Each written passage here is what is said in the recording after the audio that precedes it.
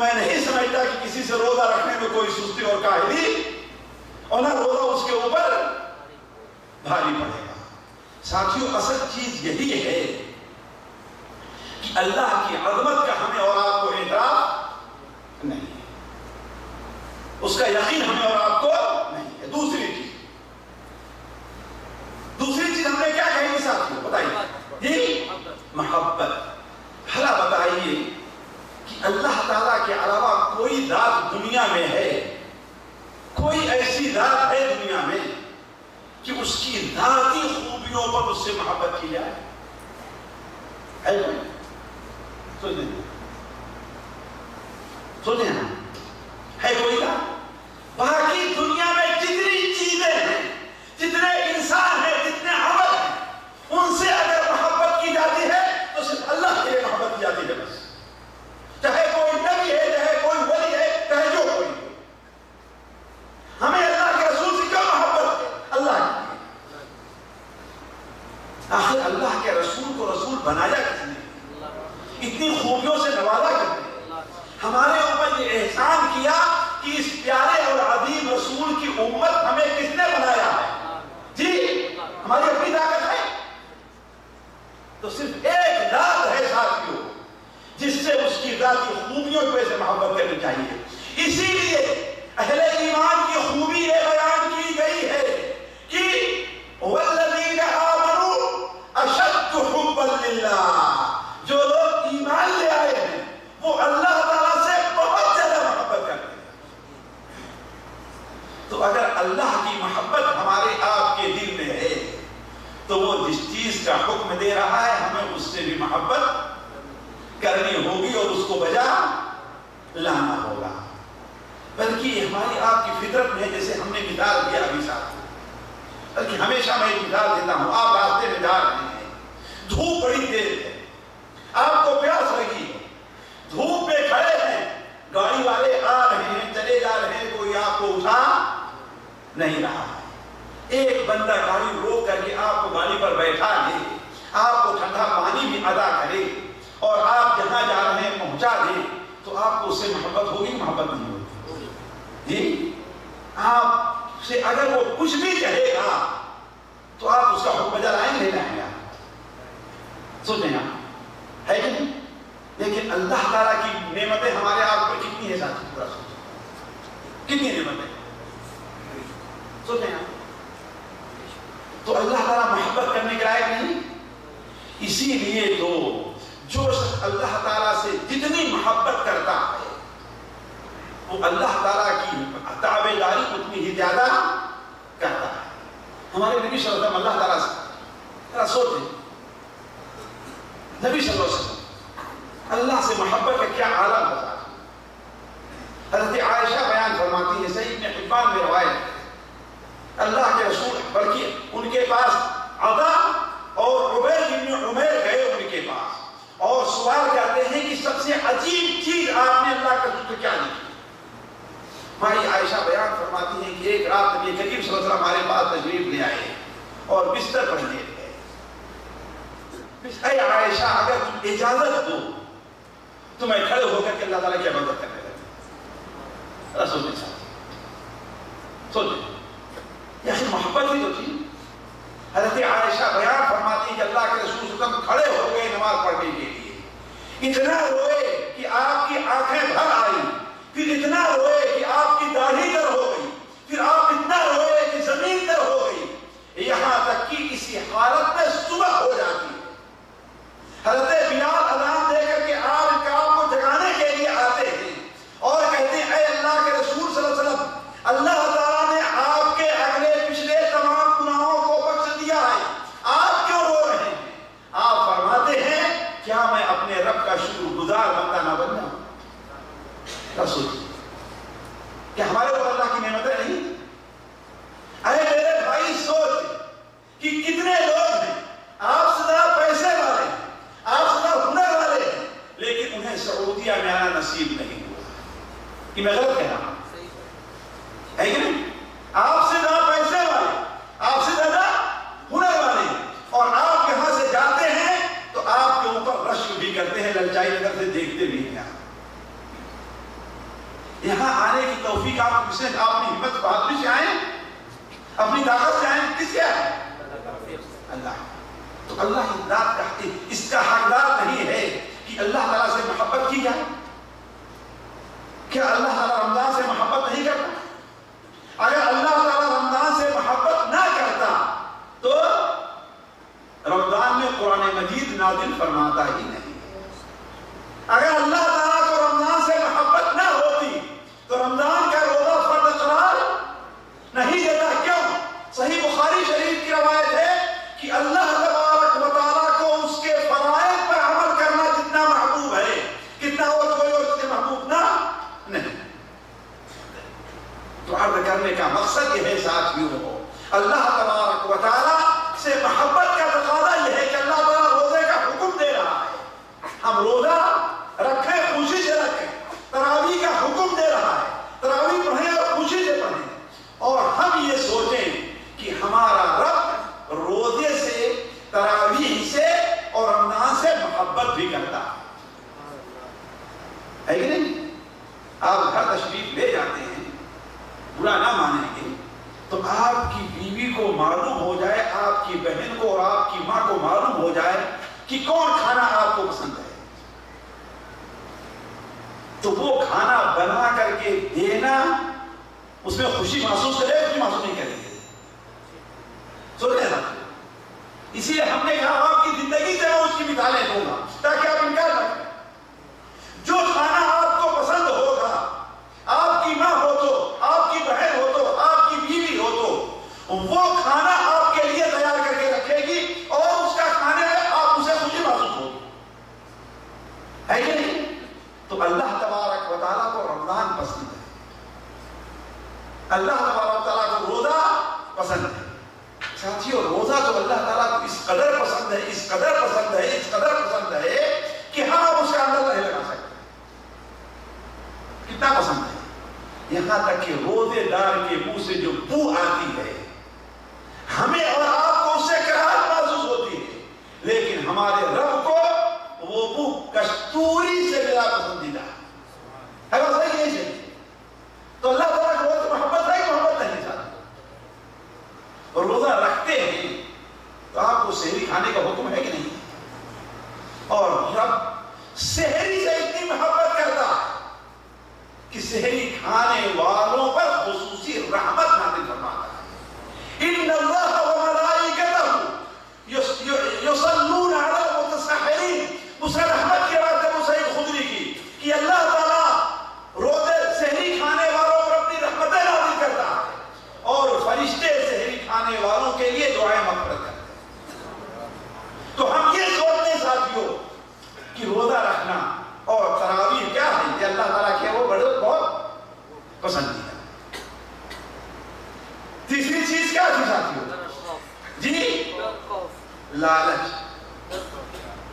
کسی چیز کی لالچ ہو تو کیا وہ کام بڑا کیا جاتا ہے۔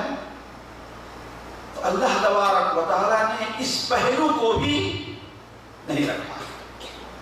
ذرا سوچیں، اللہ تبارک و تعالیٰ نے روزے کے اندر روزے کا کتنا بڑا ثواب اور کتنا بڑا اجر رکھا ہے، کتنا بڑا اجر رکھا۔ یہی کیا کم ہے کہ اللہ تعالیٰ نے روزے کا، نماز کا ثواب بیان کر دیا، حج کا ثواب بیان کر دیا، زکات کا ثواب بیان کر دیا، صدقہ کا ثواب بیان کر دیا، قراءت قرآن کا ثواب بیان کر دیا، لیکن روزے کا ثواب نہیں۔ اللہ فرماتا ہے روزہ میرے لیے ہے اور میں ہی اس کا بدلہ دوں گا۔ انما یوفی الصابرون اجرهم بغیر حساب، روزہ رکھنے والوں کو بغیر حساب کے اجر دیا جائے۔ اللہ تبارک و تعالیٰ نے روزے کو جہنم سے ڈھال بنایا کہ جس نے روزہ رکھ لیا گویا اپنے درمیان، جہنم کے درمیان، اور وہ حدیث نہ بھولیں جو صحیح بخاری میں حضرت ابو سعید خدری سے مروی ہے، نبی کریم صلی اللہ علیہ وسلم نے ارشاد فرمایا جو ایک دن کا روزہ بھی اللہ تعالیٰ کے راستے میں رکھ لیتا ہے، اللہ تعالیٰ اس کے درمیان اور جہنم کے درمیان اتنی بڑی خندق ڈال دیتا ہے جتنی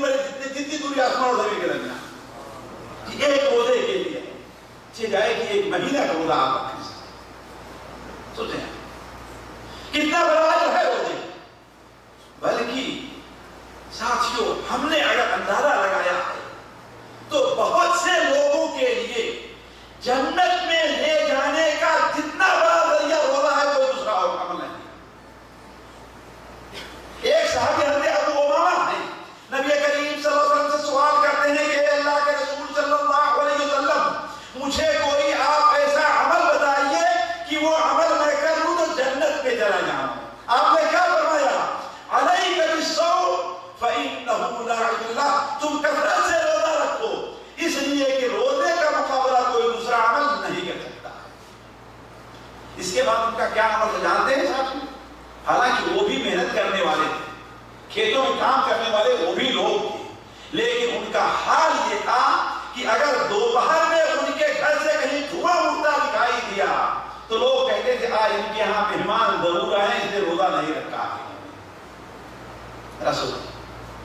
اور سب سے بڑا ایک چیز پر انسان غور کرتے کہ روزہ قیامت کے دن حشر کے میدان میں ذرا سوچیں، جہاں حضرت آدم علیہ السلام بھی آپ کی سفارش کے لیے تیار نہیں ہوں گے، اس میدان میں روزہ آپ کی سفارش کرے گا۔ اس میدان میں روزہ آپ کی سفارش کرے گا۔ اس دن جس دن سورج کی اونچائی کتنی ہوگی ساتھیوں؟ 1 میل کے اوپر ہوگی، تو پیاس کا کیا عالم ہوگا بتائیں؟ سوچو، آج ہم میں کا ایک آدمی اگر دھوپ میں 1 گھنٹے کھڑا ہو جائے جبکہ سورج آج کروڑوں میل کی اونچائی پر آیا تو اس کو پیاس لگے گی نہیں؟ یہ جائے کہ کسی کو 8 گھنٹے دھوپ میں کھڑا رہنا پڑے، اس کو کتنی پیاس لگے گی سر؟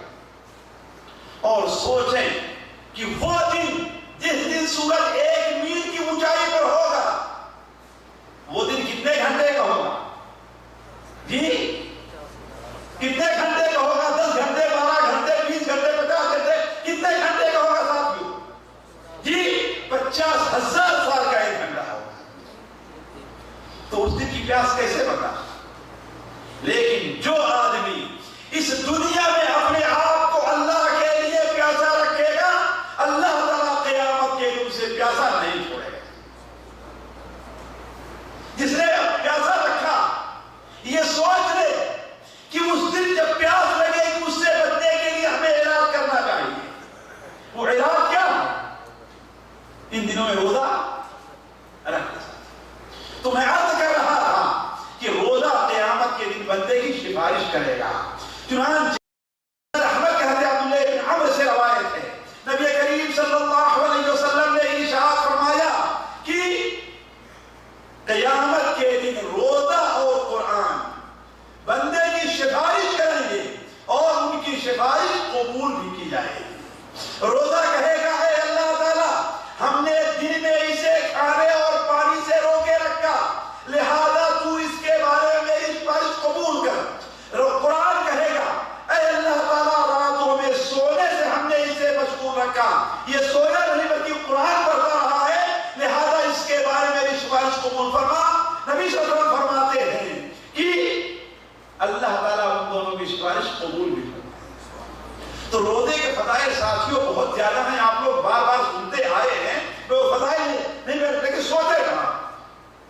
اور سب سے اہم یہ ساتھیوں کہ روزہ رب کی رضا مندی کا سبب ہے۔ روزہ رکھنے سے کون راضی ہوتا ہے؟ اور اللہ تعالیٰ جس سے راضی ہو جائے اسے حشر کے میدان میں پیاسا رکھے گا، اسے جہنم میں۔ اسی لیے دیکھیں گے پیر کے دن اور جمعرات کے دن بندوں کے نامۂ اعمال اللہ کے حضور پیش ہوتے ہیں نا، نبی صلی اللہ علیہ وسلم اس دن روزہ رکھا کرتے۔ کیوں؟ تاکہ جب میرے نامۂ اعمال پیش ہوں کہ آج میرا بندہ روزے سے تھا تو اللہ تعالیٰ ہم سے راضی ہو جائے۔ ذرا سوچیں۔ تو عرض کرنے کا مقصد یہ ہے ساتھیوں کہ اگر کوئی آدمی یہ سوچے کہ روزہ بھاری پڑ رہا ہے تو یہ سوچے کہ روزے کے اندر اللہ نے کتنے فائدے رکھے۔ چوتھی چیز کیا ہے؟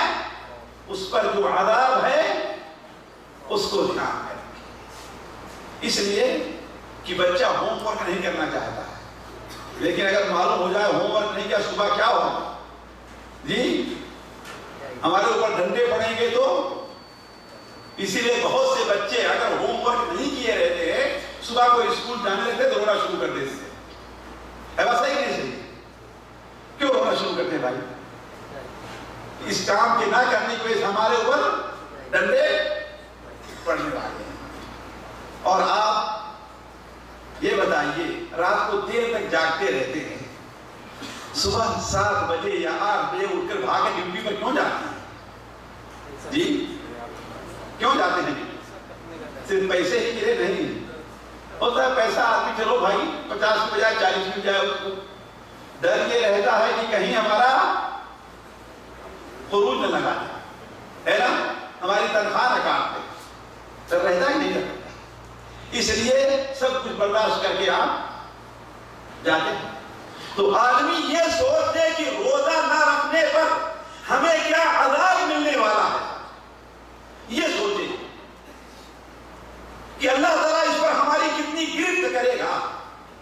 یہ سوچے کہ آج اس دھوپ میں ہم اپنے آپ کو پیاسا نہیں رکھیں گے تو قیامت کے دن ہمیں پیاس برداشت کرنی پڑے گی. قُلْ نَارُ جَهَنَّمَ أَشَدُّ حَرًّا، آپ کہہ دیجئے کہ جہنم کی آگ زیادہ گرم ہے، اگر سمجھ ہوتی ہو. ذرا سوچیں، جو آدمی دن بھر روزہ رکھتا ہے اور صرف 1 منٹ روزہ وقت ہونے سے پہلے روزہ افطار کر دیتا ہے، اس کی سزا کیا رکھی ہے قرآن میں، حدیث شریف میں؟ جی اس کی سزا کیا رکھی گئی؟ یاد ہے کچھ؟ بھول گئے؟ اس کی سزا کیا؟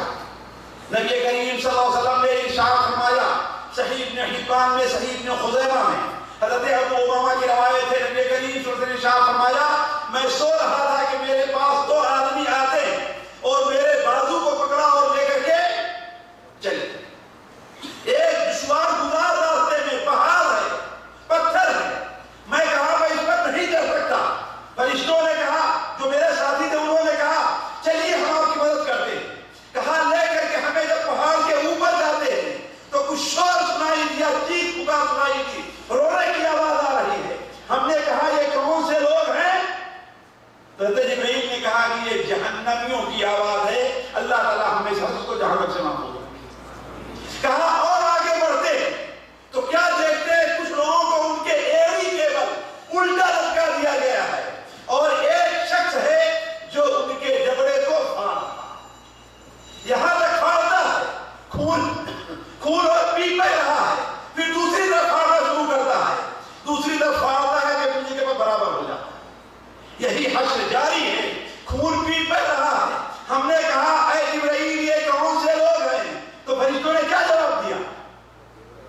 یہ آپ کی امت کے وہ لوگ ہیں جو وقت ہونے سے پہلے روزہ افطار کرتے ہیں. تو جو سرے سے روزہ رکھتا ہی نہیں اس کو کیا حشر ملنے والا ہے؟ اور ساتھیوں سوچیں، رمضان میں روزہ نہ رکھنا، رمضان میں تراویح نہ پڑھنا، رمضان میں دعا نہ کرنا، رمضان میں توبہ نہ کرنا، رمضان میں صدقہ و خیرات نہ کرنا، رمضان میں استغفار نہ کرنا، یہ اتنی بڑی محرومی ہے، اتنی بڑی محرومی ہے کہ اللہ تبارک و تعالیٰ کی ناراضگی کا سبب ہے. آیا آپ لوگ بار بار وہ حدیث سنتے آئے نہیں سنتے آئے کہ نبی کریم صلی اللہ علیہ وسلم پہلی سیڑھی پر قدم رکھے تو آپ نے کیا فرمایا؟ آمین. دوسری سیڑھی پر آمین، تیسری سیڑھی پر آمین. بعد میں صحابہ کرام نے پوچھا کہ اے اللہ کے رسول صلی اللہ علیہ وسلم آپ نے آج ایسا عمل کیا ہے جو کبھی نہیں کرتے. تو آپ نے پہلی چیز کیا بیان فرمائی کہ میرے پاس جبرائیل آئے اور کہا کہ جو شخص رمضان کا مہینہ پائے اور روزہ رکھ کر کے، تراویح پڑھ کر کے، محنت کر کے اپنی مغفرت نہ کرا لے، اللہ تعالیٰ کی رحمت سے دور ہو انسان. ذرا سوچیے، اس کو سوچنے آپ کو. اور آخری چیز ساتھیوں جو روزہ رکھنے پر ہمارے اور آپ کے لیے مددگار ہو سکتی ہے، وہ کیا چیز؟ جی کہ اللہ تعالیٰ ہمیں دیکھ رہا ہے کہ نہیں؟ جیسے کہ ہم نے کہا اگر ہمارا مینیجر، ہمارا باس، ہمارا کفیل اگر دیکھ رہا ہو تو ہم سے کام میں کوئی کہے بیگاری ہی کیوں نہ کرا رہا ہو، لیکن اللہ تعالیٰ تو بیگاری نہیں کراتا نا. نعوذ باللہ من ذالک. یہ دنیا کے لوگ بیگاری کرا رہے ہیں لیکن وہ بیگاری نہیں کراتا. تو اللہ تعالیٰ دیکھ رہا ہے کہ نہیں. اس لیے ہمارے ایمان کی تکمیل ہی یہ ہے کہ ہم اللہ کی ایسی عبادت کریں گویا کہ اللہ تعالیٰ ہمیں نہیں، ہم اللہ تعالیٰ کو دیکھ رہے ہیں. اگر ایسا نہیں تو کم سے کم یہ تو ہونا چاہیے کہ اللہ تعالیٰ ہم کو دیکھ رہا ہے. تو ہمارا یہ احساس ہونا چاہیے ساتھیوں کہ جس اللہ نے ہمیں روزہ رکھنے کا حکم دیا ہے وہ اللہ تعالیٰ ہم کو دیکھ رہا ہے. اور اللہ تعالیٰ کے دیکھنے کا حال تو یہ ہے ساتھیوں کہ اللہ سے دنیا کی کوئی چیز پوشیدہ نہیں ہے. کوئی چیز پوشیدہ؟ کوئی چیز پوشیدہ نہیں. یہی احساس ہے, یہی ایمان کی کمزوری ہے ساتھیوں جو ہمارے اندر سے رخصت ہے. ذرا سوچیں ہمارا حال یہ ہے, ہم کوئی ایسی کتاب پڑھ رہے ہوں, میگزین ہے اور اس میں گندی تصویریں, یا نیٹ کے اوپر ٹیلی ویژن کے اوپر ہم کوئی تصویر دیکھ رہے ہیں تو گندی ہے. 1-1.5 سال کا 2 سال کا بچہ بھی آ جائے تو ہم دیکھتے رہیں گے. میں آپ کے دلوں کو آواز دینا چاہتا ہوں ساتھیوں, کان سے نہیں سنیے, دل کو آواز دے رہا ہوں. آپ ذرا سوچے رہا, آپ دیکھتے رہیں گے, جی دیکھتے رہیں گے تو اللہ تبارک و تعالیٰ کی ہم اہمیت آپ کے نزدیک اس معمولی بچے کی بھی نہیں.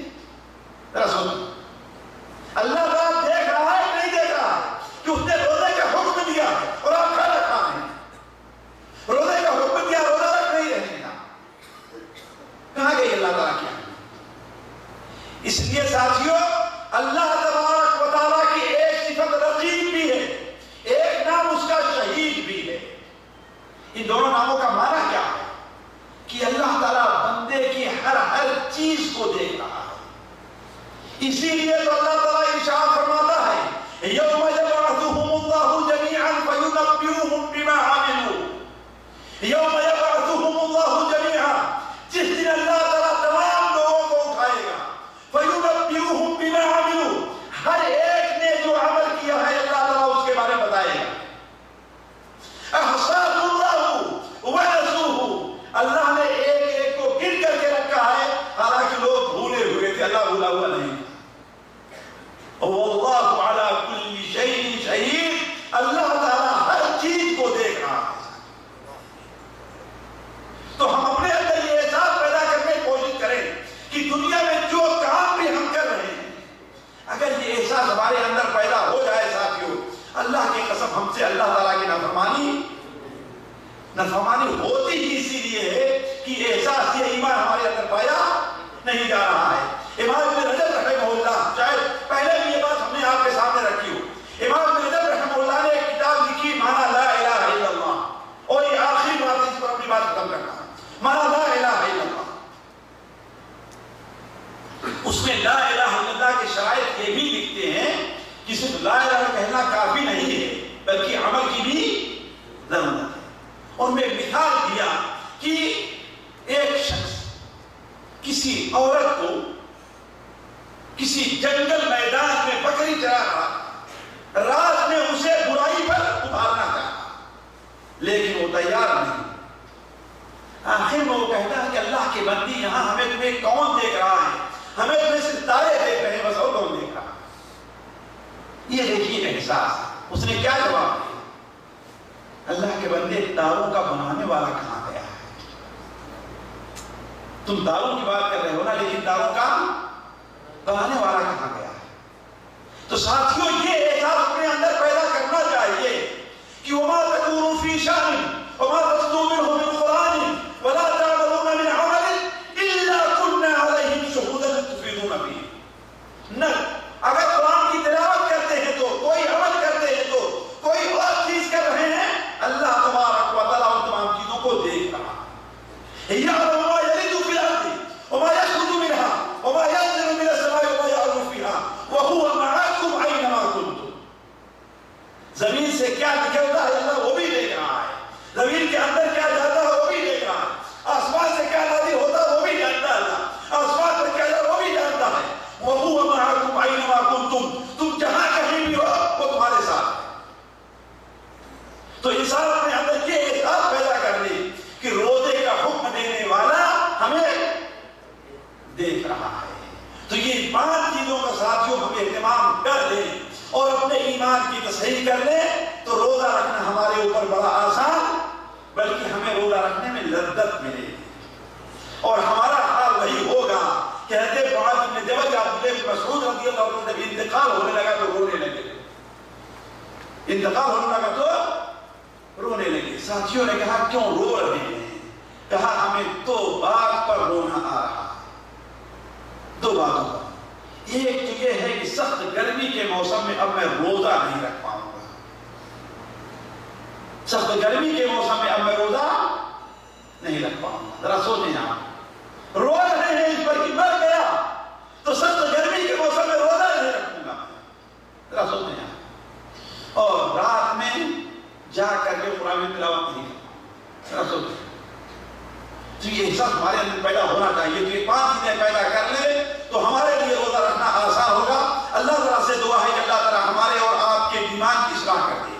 اللہ تعالیٰ ہمارے اور آپ کے دل میں اپنا خوف پیدا کرے, اپنی محبت ڈال دے, اپنے مراقبے کا احساس ہمارے دل کے اندر پیدا کر دے. اللہ تعالیٰ اس مبارک مہینے کو ہمارے لیے مبارک قرار دے. یہ مبارک مہینہ ہمارے لیے باعث برکت ہو. سبحانک اللہم و بحمدک اشہد ان لا الہ الا انت استغفرک و اتوب الیک. نبی کی راہ پہ چلن ہو تو نعت ہوتی ہے. نبی کی راہ پہ چلن ہو تو نعت ہو